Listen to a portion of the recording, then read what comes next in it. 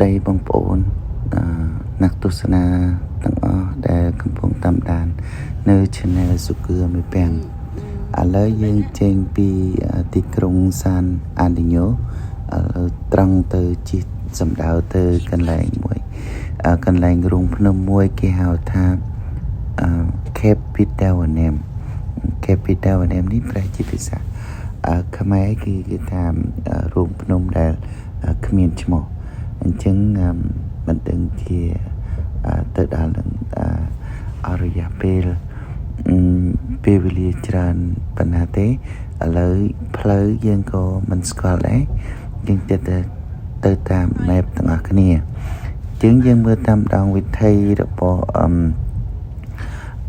san Antonio ní cứ bắt chia sát maintain tam plei lấy dân tu sana cầm san tầng ở cái này tam đong với thay để tới đó cần lành rung phun ní tầng ở cái này hay complete subscribe nơi channelរបស់ខ្ញុំផងសូមអរគុណឥឡូវយើងទស្សនាទាំងអស់គ្នា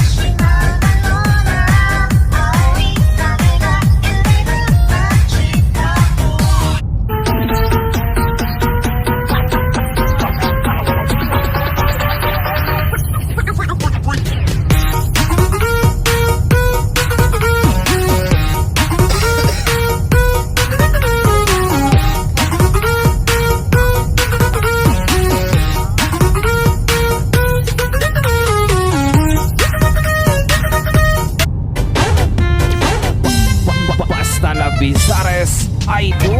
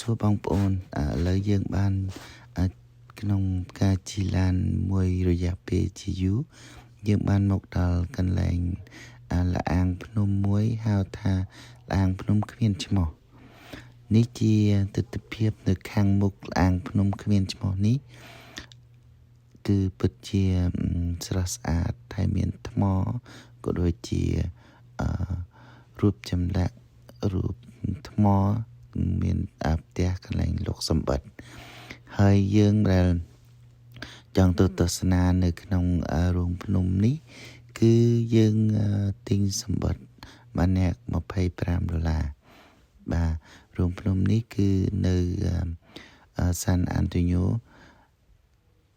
នៅ San Antonio រដ្ឋ Texas បាទអញ្ចឹងខ្ញុំនិយាយតាមដែលគេប្រាប់នៅក្នុងនេះប្រវត្តិដែលសង្ខេបមួយចំនួនដូចតទៅ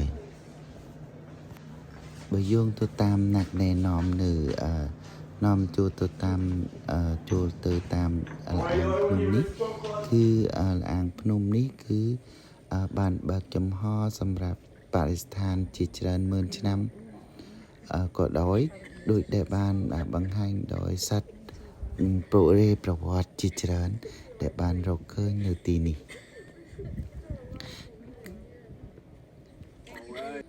រោងភ្នំនេះដែលបានចាប់ផ្ដើមនៅសតវត្សទី20នៅពេលដែលសត្វចិញ្ចឹមទូចមួយបានជាប់នៅក្នុងរោងនេះគឺការបើកខាងក្រៅនៃរោងភ្នំដែលគេសម្គាល់ថាជារន្លិចបាទរោងភ្នំនេះមិនបាននរណាម្នាក់កត់សម្គាល់ម្ដងទៀតរហូតដល់សតវត្សនៅឆ្នាំ1920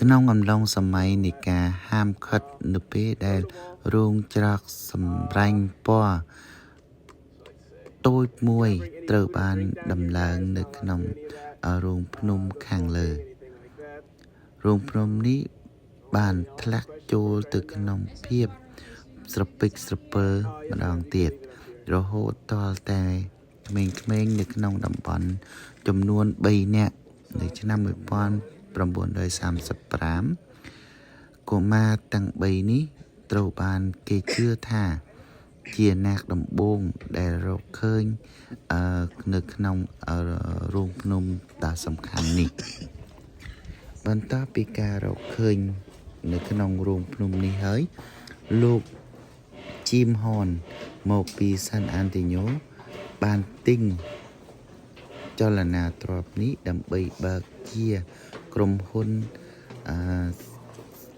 បណ្ដាក់ទុនបាទរោងភ្នំបង្ហាញបានទទួលឈ្មោះបន្ទាប់ពីការបើកជាផ្លូវការនៅឆ្នាំ1939ដោយដែលបានផ្ទៀងផ្ទាត់ដោយអត្ថបទកាសែតដែលបញ្ជួរនៅខាងមុខរោងភ្នំនេះនៅក្នុងការប្រឡងទូទាំងរដ្ឋដែលបានធ្វើឡើងនៅក្នុងឆ្នាំ1940ក្មេងប្រុសម្នាក់ដែលបានស្នើថារោងភ្នំនេះក៏ដូចគ្នាដែរស្អាតទើបមានឈ្មោះដូច្នេះហើយទើបគាត់ទទួលបានពានរង្វាន់ជាសាច់ប្រាក់ចំនួន$50ដល់ម្ចាស់ទី2នៃរោងភ្នំគ្មានឈ្មោះបានបដូរឈ្មោះរោងភ្នំថារោងភ្នំសតវត្សនៅចុងសតវត្សឆ្នាំ1950បន្ទាប់ពីមានទុក្ខសោកជាច្រើនឆ្នាំពីអ្នកស្រុកលោកអ៊ីបែលបានបដូរឈ្មោះម្ដងទៀតថារោងភ្នំគ្មានឈ្មោះវិញរោងភ្នំនេះត្រូវបានប្រកាសថាកន្លែងឧទ្យានជាតិក្នុងខែកុម្ភៈឆ្នាំ2009អញ្ចឹងឥឡូវយើងស្ដាប់បងប្រុសបរិយាយតាមនៅក្នុងឡានភ្នំនេះយើងស្ដាប់ជាភាសាអង់គ្លេសទាំងអស់គ្នាអញ្ចឹងសូមអញ្ជើញទស្សនានេះបាទ And so he went out looking for coyotes, wolves, any kind of predators that could have came up and got his goats. And unfortunately, what he did find was all his goats sitting at the bottom of this sinkhole here. And it's a little bit scary thing to do, of course. What he decided to do, only logical thing, is John Thomas Short took his little boy, wrapped a rope around him, and actually lowered him down into the hole. And what his little boy found was this other gaping room down here. And guys, can anyone tell me what else was going on in the 1920s? Prohibition. Prohibition, that's exactly right. prohibition is the ban of all alcohol and the production of it. And so, unfortunately, they weren't as worried about exploring this cave as they were making booze down here.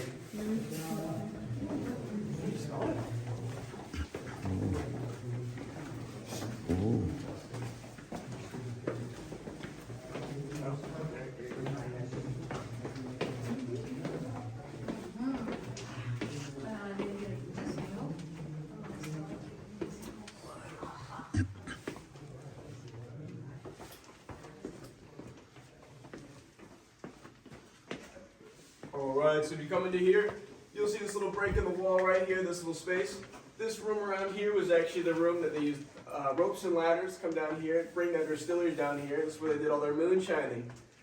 And so actually, unfortunately, with those stills, they used wood burning stills. So you notice all around here is all black. And that's actually all the soot, the carcinogens from that smoke from that wood burning still. And unfortunately, it has killed all the formations and growth of this part of the cave. But what it does have done on the bright side is it has preserved it the same way it was in the 1920s. And later, come 1933, Prohibition had ended. There's a new family here on this land called the McGrath family. And the McGrath family had 3 kids. 2 of them, older brothers, were 14 and 10, and little Mary, who was 7, was their little sister. And they eventually discovered those ropes and ladders, came down here, found this little room down here, and realized there was much more to explore in another hole this way. So tell me if you're noticing a trend here, but the 2 older brothers decided they would tie a rope around little Mary and lower her down into this next hole. And you can actually see it's actually said that they used this stalagmite right here, that those are the abrasion marks from lowering her down.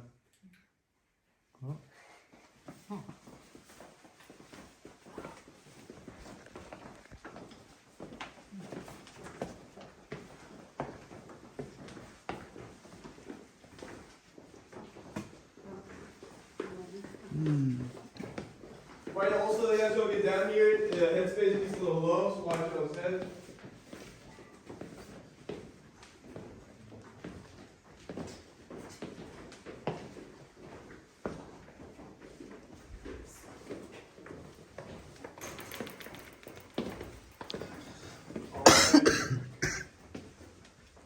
Some of you know that I've already made down here.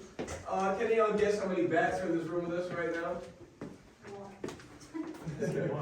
I was going to say, point to where you think the closest one is. As you actually see, we have Old Faithful sitting right here on this pillar right there, that little small guy. I don't want to shine my light directly at him, but you see right below my light right there on the pole. That little guy we have down here is called the Texas tricolor bats. They're native to this area, and what they actually are known for is they don't colonize very well. So you won't see them as grouped up as you see when they fly out from all those bridges and stuff that you see on TV. But these little guys, they go out during the night, hibernate down here, bring back nutrients back to the cave. Alright, and for some of y'all up there that can't see it, y'all can point them out to people behind you. At the bottom.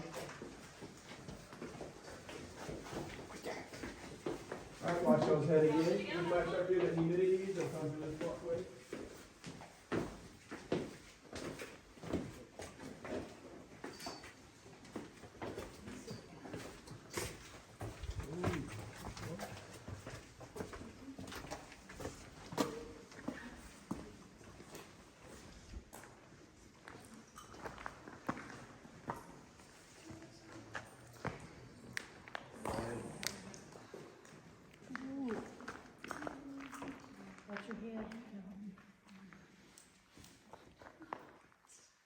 Right, everyone make it down those stairs. Oh, do y'all not see it? No, that's okay. Oh, I'll show you all the way back up, don't worry. Or if I can find somewhere down here. Alright, y'all, so the bottom of the stairs, we're now about 80 feet below the surface. Some things you might notice about this room, so this big old cavern here, it's our cave. Does anyone know the one word for, it's how all caves are formed? We also drink it any day, every day. Water, that's exactly correct, y'all. And so actually all these caves are formed is water from the surface will seep all the way through, pick up CO2 as it comes down, and it will become carbonic acid. And that carbonic acid will actually eat through all this limestone down here and actually cause all these caves to form. And, limestone is a sedimentary rock. It's made for all this little stuff down here is formed during the Glen Rose Formation. It's actually formed from fossils and dead sea animals that have been crushed together for long periods of time with all that pressure. It's actually also said that all this area in Texas was actually all underwater many, many years ago, and that's why we have all this rock down here and all this formed. And so another thing that water carries in it is actually calcite. And calcite is a mineral found. It's going to be all throughout the cave, and it's actually the reason for all the growth down here in the cave. This calcite, the great thing about calcite is it's really good at sticking to itself, and it's left behind all that water. You might have noticed if you ever use your shower head, it'll get that white gunk kind of on the top of it, and that's actually all calcite. Can anyone tell me what this is called right here? Oh, a stalagmite. We call it stalagmite because it might reach the ceiling. And how these are actually formed is that water dripping from the surface will actually leave that mineral deposit behind as if it drips really, really fast. More of the water drops will hit the ground and leave the calcite mineral deposit. It'll grow and grow and grow over time. Can anyone guess what these ones are called up here? Stalactites, that's exactly correct. Another way to remember that is they hold tightly to the ceiling.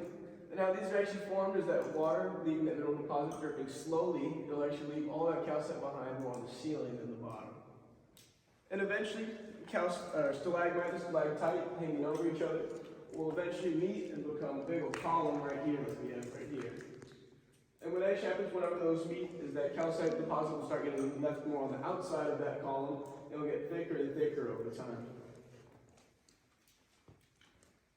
All right, y'all, any questions? All right. Well, if y'all want to look that way, we're going to have our first little illusion on this point. 3, 2, 1. Thank y'all, that was perfect. Thank y'all.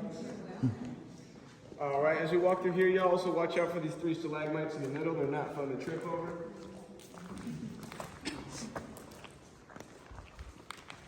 You see all this room, you see all these smoothed out walls here. This is all round carved out. It's actually said there's once a river running below here. And it's actually pushed all these shelves and things in the wall. When you look at my right there, you might see over that shelf. So you see all the layering of the rock. See those shelves in the wall. And you also notice, maybe not much as this room. Take a look there.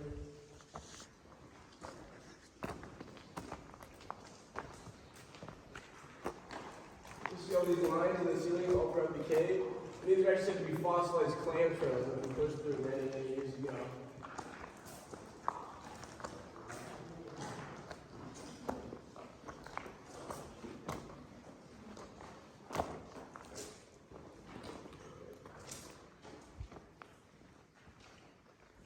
Right, y'all, the next formation, point out down here.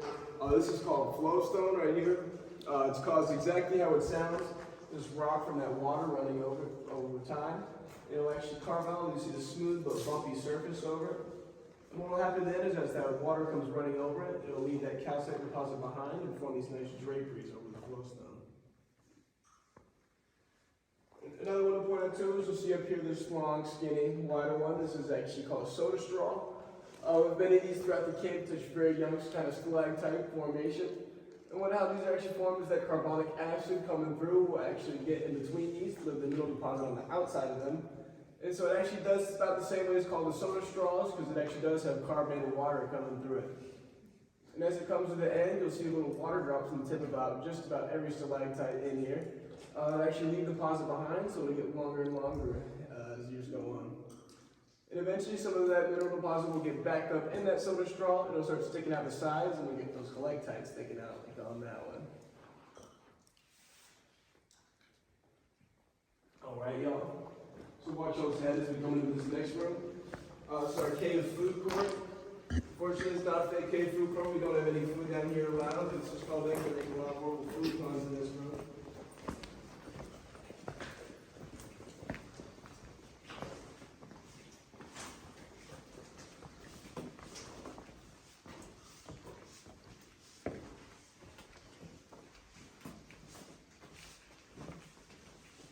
If y'all want to space out a little bit and get to it.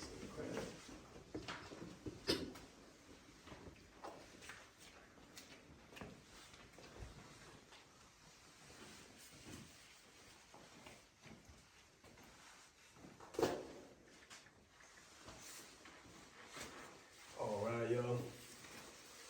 Swans formations, like to point out down here, it's actually one of our youngest formations in the cave. There's a little cave fried egg growing right there. You can tell how young it is. It's got that white, nice white globby look, and that's actually the color of what that calcite looks like. We actually know this is one of the youngest ones, and we know the age of this one actually, because that gravel it's sitting on right there was actually put in about 80 years ago, and this cave was first commercialized in the 1940s. And if you like your eggs cage-free, look right around there, you'll see another one right behind you. All right, guys. Also, what do we love with our eggs in the morning, especially here in America? Bacon. Bacon, that's exactly correct. Just look right up there, you'll see this nice long strip of cave bacon growing right there. And so this cave bacon are actually drapery formations that are really thin, about as thin as a water drop. And they'll actually be a little bit translucent, which gives it that little veiny bacon look. Alright. Bacon and eggs. Bacon and eggs, yep. Alright, come right here, you'll see our cave carrot. And right above it too, stand right above below this hole, you'll see our cave 40 scoop ice cream cone.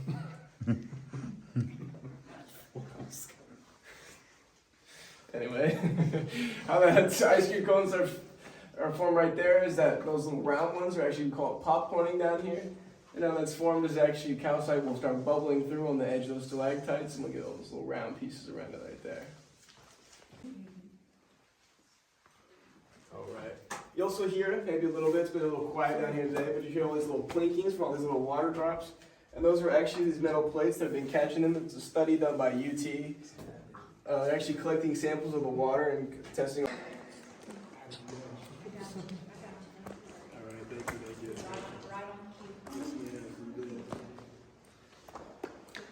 Alright, y'all. So some of y'all might already have the question, how did Cave Without a Name get its name? And it's actually from way back in the 1940s. They decided the best way to name the cave was to name it from kids as kids, because they also are the people who first explored the cave. And so what they actually did is they had a competition between 5th graders, gave them each a complimentary tour, come down here and check it out. And the legend has it, the winner of that cave received $250, which sounds a little bit undercut, but it was a lot more money back then. So the winner, the legend is, he saw this room and decided it was too beautiful for a name. Oh. Thank you. I knew it.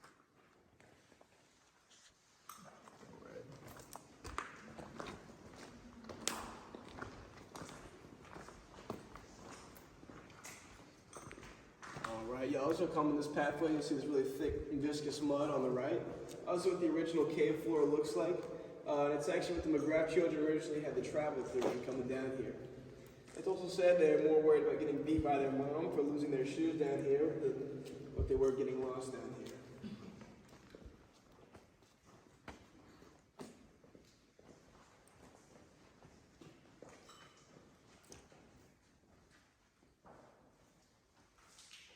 I want to check out their pictures too. This is also a bunch of these big monsters growing all around the cave. We call this one our cave T-Rex. Looks like you're about to take a bite out of this little owl right here too.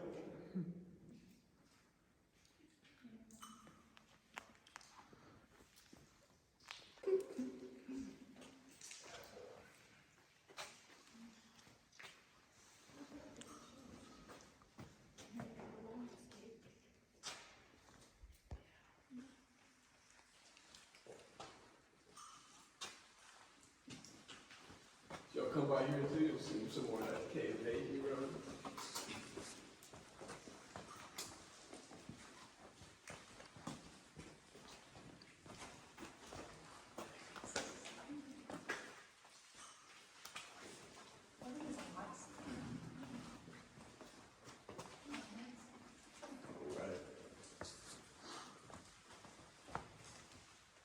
As y'all round this corner too, I'm going to shine my light at it, y'all see it a little bit better. This is our cave igloo. You'll see that crystallization happening on that rock. And that's actually, sorry, back there, it's around this corner is what I'm showing at. What this actually is that crystallization, like I said earlier, from when it's died naturally, that's what it'll look like. Formation that has been touched too many times, this is what it'll look like right here. This nice ugly red one going right there, that one unfortunately has just been killed. This one? Yes, ma'am. So as I come through, this is a little bit of our cave interpretive art gallery, and this is the whole art, you can see the whole thing that you'll see right here. As you come through, is our cave nativity scene. You'll see the 3 wise men Happy Easter, y'all. Jesus holding the lamb, holding Jesus. And then right next to it, you'll see this other fun little stalagmite. Close one, modern art, because many people interpret it as many different things. One thing I'd have to see is I heard a cowboy with his little hat next to his horse. There you go. Yeah.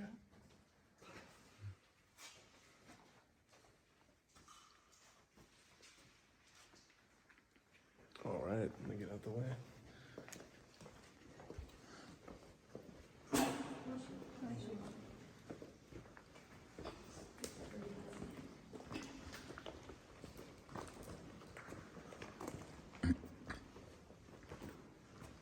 Alright, y'all, coming this way, you might notice my voice change a little bit. That's actually because these huge round domes we have in the ceiling here. So this was all thought to be underwater. And it said that all these whirlpools have carved out between domes in the top. I don't think these domes are great for it. They cause some really good acoustics down here, so you hear my voice echo a lot more down here. And you'll also notice, because of those acoustics, we do have our nice game stage down here too, with all of our chairs. But then we actually do host concerts.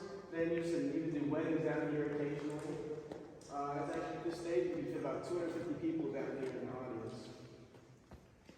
This is really nice.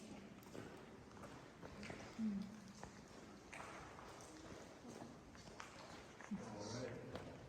Well, standing right here, you see our cave Christmas tree. If you go ahead and stand next to the cave Christmas tree, the next thing I want to point out is look straight this way, this is the ladder.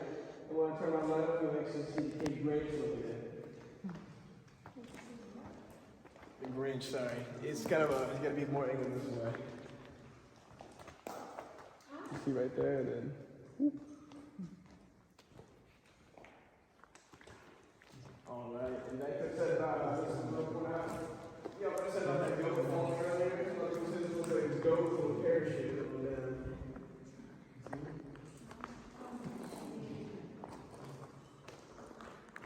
Also see the goat canopy formation right here. This was one of our more famous ones down here. And this first was taken by a famous photographer back in the 1940s. Other than said to be the Queen's thrones. It looks like the Queen addressing her subjects, and then these were all her jewels below.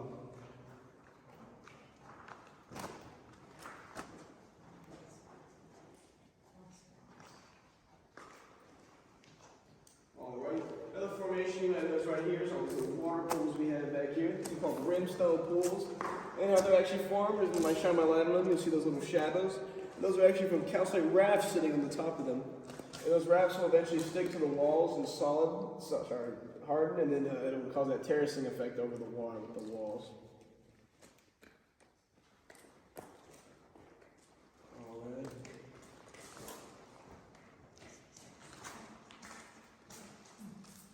Those could be everyone's favorite place for pictures, standing right there in front of that crowd. If anyone needs a picture, group picture, anything like that, be sure to let me know.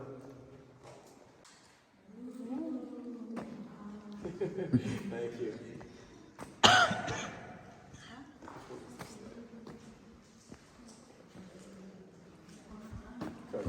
Top of that for me real quick, thank y'all.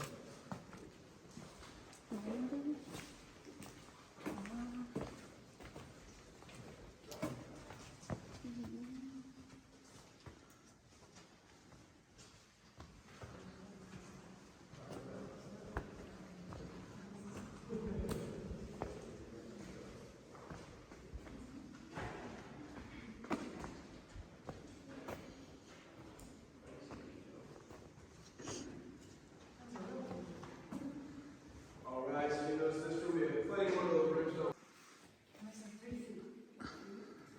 What do you say? It is, maybe. Yeah, I'm behind you, so alright. So yeah, this one actually is to be 3.5 to 4 feet deep. And also, but you can see towards the edges, all these springs are called the brimstone dams that are formed. You'll see in the middle, got a little cave lily pads. These actually form from those calcite rafts being branched out, getting thinner, and over time the water level will rise over it. Can anyone guess how deep this second one is right here? About 10 feet deep. No. No, just kidding. Alright, that was about 1 feet deep. Alright. Alright, once again, y'all, watch your steps on these ramps. These do get real slippery.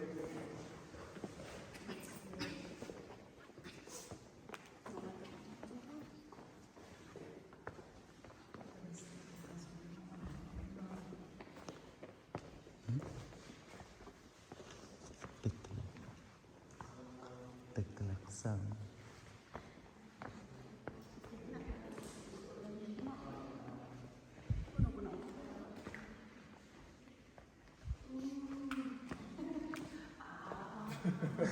You can say that for one moment, or I say another thing.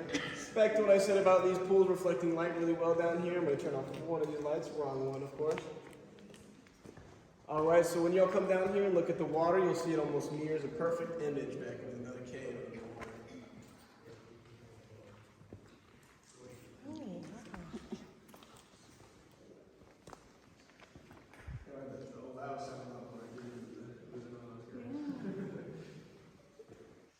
Sorry, let's down.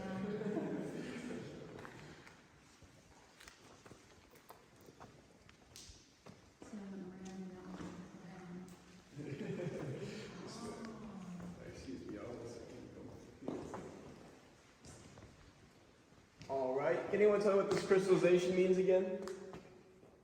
Oh, that's naturally stopped. That it's actually died naturally.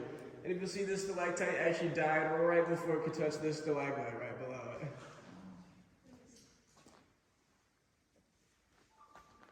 Another thing that's pretty hard to miss down here, look at these giant boulders down here and the lack of the ceiling up there. Can anyone guess what might have happened here? Ceiling fan? Exactly, and a cave in down here. And so there's a lot of evidence there was an earthquake around here. We know that it was around 250,000 years ago when this must have happened. Because you'll see our leaning tower of Bernie that's grown right here on top of those boulders that have fallen down. They've actually done a lot of research in the layer, so I measured all the water running here. They've actually decided that this one must have taken around 250,000 years to grow. And you actually see it'll get that lean from all that water up there. You can see the draperies, how it's kind of the water flow has moved and moved and moved more this way, this way, this way. It gets to that edge. We also know that these boulders came from the ceiling because you'll see right there some stalactites that have been turned all the way upright and fallen. Highest point under here is actually also the highest point. The highest point of the ceiling in all of the entire cave. It says the highest point up there. It's always hard for me to find my flashlight, but it's between 6 feet between the surface and the roof of the cave.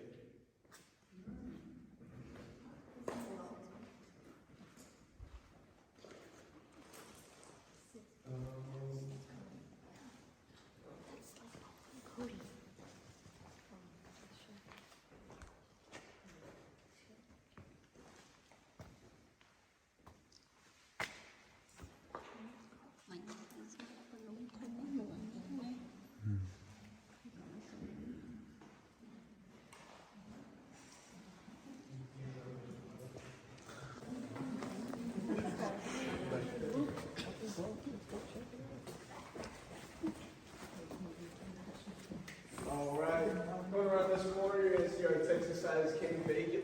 It's actually the longest forming king bacon in all commercialized caves in Texas. Be sure to mention that if you decide to go to Cascade Gabbers next. Our bacon's bigger than your bacon.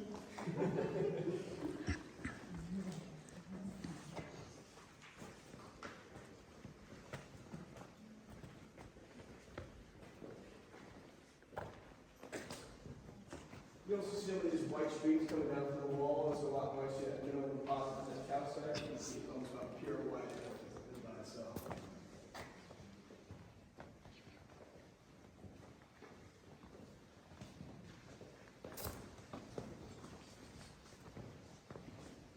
All right, y'all coming into this room. I ask that y'all please take a seat.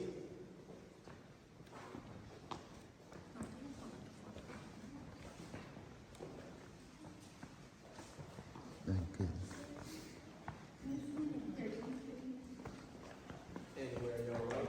Okay.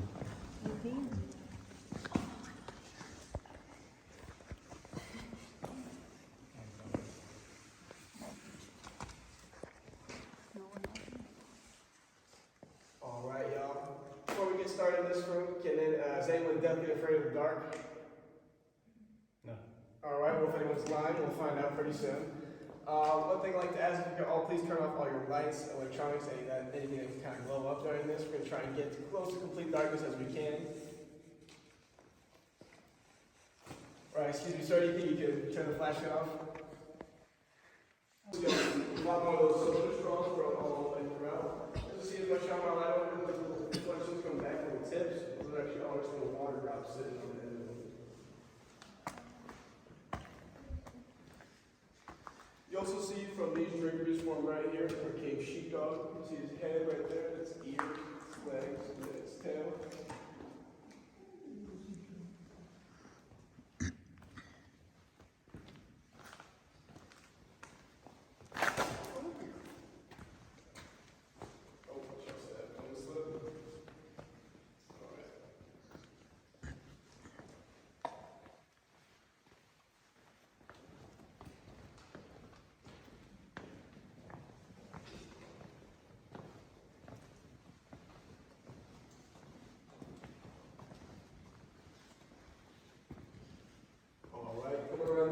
This room.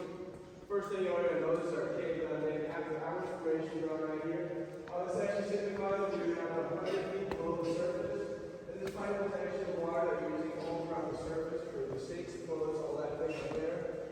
It's actually all out of bottom flood. We're not recommending drinking anything from the sinks upstairs. It's also all comes from this nice little stream all the way back as you'll get down here. This is where all the water is actually pumped from.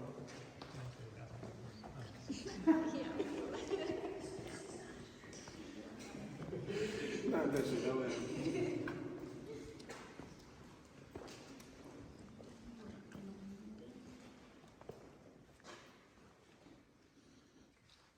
Alright, so unfortunately, y'all, this actually is the end of our commercial part of this cave.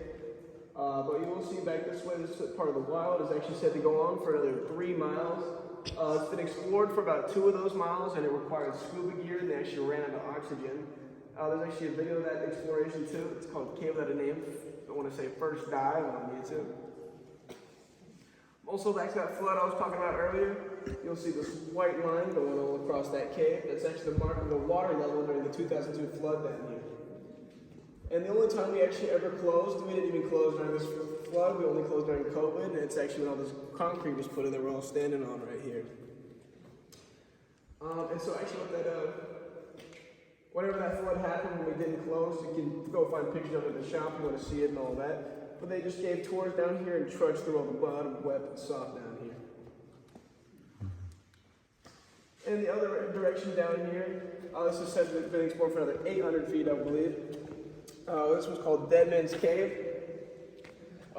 Reason we call it that is there's like a legend that apparently they found Native American remains down there.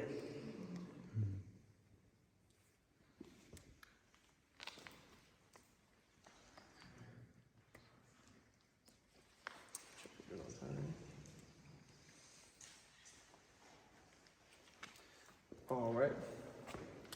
Also, the reason you can stand, if you stand next to that pole right there, and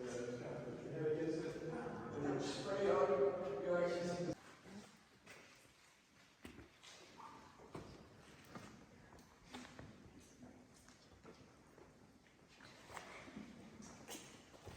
areas make different noises. Back there was really good for acoustics room. It was really good for those higher pitch noises. This room's supposed to be a lot better for those boomy noises. Let me see if I can. Y'all can hear that kind of ring all the way through. Y'all are welcome to do it. I usually just tell tours with kids not to do it.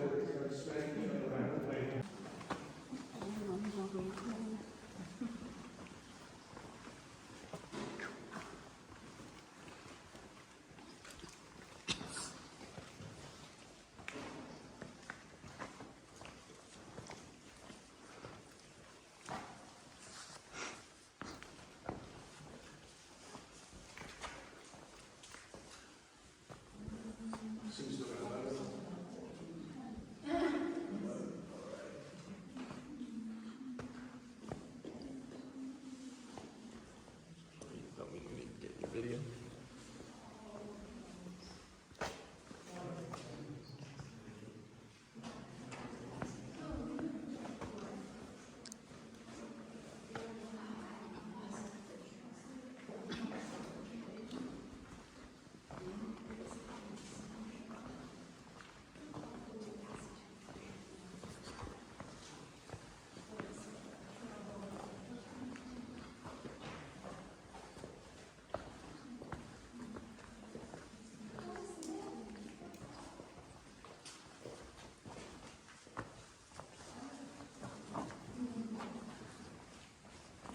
Alright, be sure to say hi to Ginger to come by. She came out again right